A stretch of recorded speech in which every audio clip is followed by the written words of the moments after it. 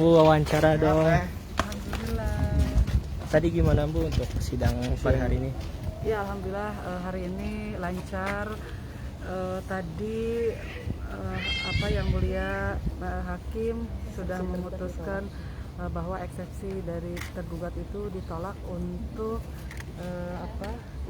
melanjutkan persidangan di pengadilan persidangan Salak ya. Jadi tetap perkara akan dilanjutkan di Pengadilan Agama Purwakarta. Petugas jaga Tadi juga masuk ruang sidang utama. saya menyampaikan apresiasi yang tinggi terhadap ketegasan daripada majelis hakim gitu ya, atas catatan-catatan yang kami sampaikan. Jadi ada beberapa inkonsisten agenda yang kemudian berbagai macam alasan dari pihak tergugat itu kemudian menyebabkan beberapa agenda ini jadi molor lah gitu ya, jadi berkepanjangan. Tadi yang mulia hakim mengingatkan kepada lawyer kalau satu tidak bisa, kan mereka dua tuh lawyernya gitu ya, beda dengan saya hanya ditemani sama Bu Haji satu, kalau mereka lawyernya dua. Jadi seharusnya agenda yang sudah ditetapkan tidak kemudian diundur karena alasan ketidakhadiran pihak tergugat atau pengacaranya, karena pengacaranya dua, hakim meminta kalau satu tidak bisa satu hadir gitu ya. Itu sudah diingatkan mengacu kepada prinsip peradilan yaitu cepat, sederhana dan biaya ringan gitu. Jadi karena kan pengadilan ini bukan hanya mengurusi perceraian satu perkara saja yang ini, tapi masih banyak perkara yang lain gitu kan, dan jumlahnya itu banyak gitu. Jadi tadi majelis hakim meminta komitmen lah dari semua pihak, termasuk dari kita, terutama adalah dari pihak tergugat, untuk berkomitmen terhadap agenda yang sudah ditetapkan gitu, sehingga tidak mengganggu proses peradilan, terutama adalah agenda hakim yang memang begitu padat dari PA Pengadilan Purwakarta. Untuk kedepannya gimana? persidangannya gimana? Nah, persidangan dilanjutkan tanggal 28 Desember, yaitu duplik ya, duplik dari pihak tergugat. Kita berharap mereka datang. Tadi hakim menyampaikan tolong datang, walaupun misalkan dari hukum acara ya, hukum acara itu misalkan dibolehkan, tapi tadi kalau mengacu kepada prinsip peradilan seharusnya sih agenda yang sudah ditetapkan ya berkomitmen sajalah gitu. Kalau misalkan tidak datang, ya. Nah nanti itu ada pertimbangan hakim, karena ini sudah terjadi beberapa kali.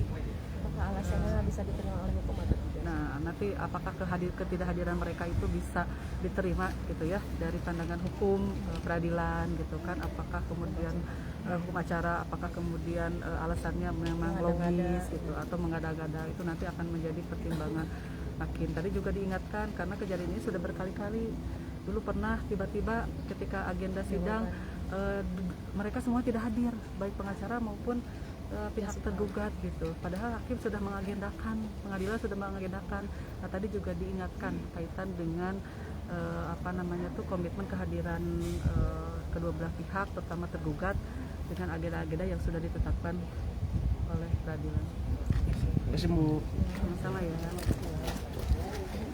Nah itu dia Tribuners terkait sidang gugatan cerai lanjutan Bupati Purwakarta Andarata Mustika dengan Deddy Mulyadi. Sekarang kita bersama A Ojat. Ya. Gimana Ojat? Baik. So, Ayo Pak Ojat. Apa yang ditanyakan? Terkait sidang sekarang bagaimana Pak Ojat? Sekarang putusan eksepsi. Jadi kita akan mempertanyakan apakah Pengadilan Agama Purwakarta berhak dan berwenang memeriksa perkara ini. Kenapa timbul eksepsi itu? Karena dalam gugatan pertama itu alamat tergugat itu dialamatkan di Subang. Oleh karena itu maka kita pertanyakan, kalau alamatnya itu di Subang, maka apakah Pengadilan Agama Purwakarta berhak dan berwenang memeriksa perkara ini? Nah, kemudian itu dibahas oleh hakim dan keputusannya hari ini.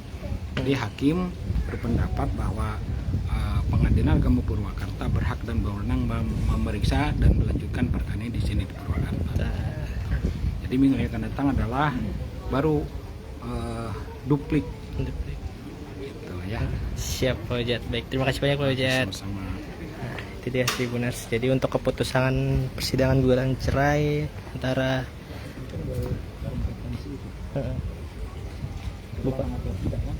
Bupati Purwakarta dengan Deddy Mulyadi akan dilanjutkan di Pengadilan Agama Kabupaten Purwakarta.